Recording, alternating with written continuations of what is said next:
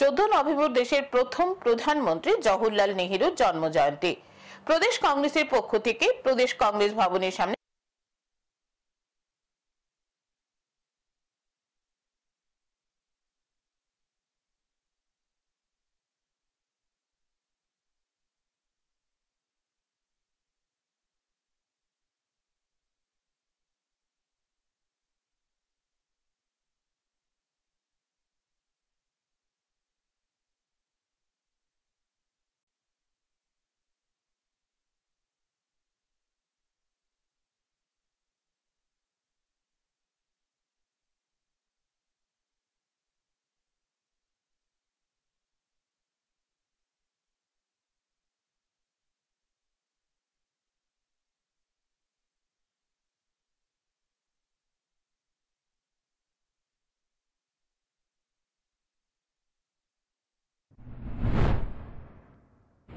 এবং আজকের দিনে আমাদের এই জওহর বাল মঞ্চের পক্ষ থেকে রাজ্য কমিটি তাদের উদ্যোগে শিশুদের নিয়ে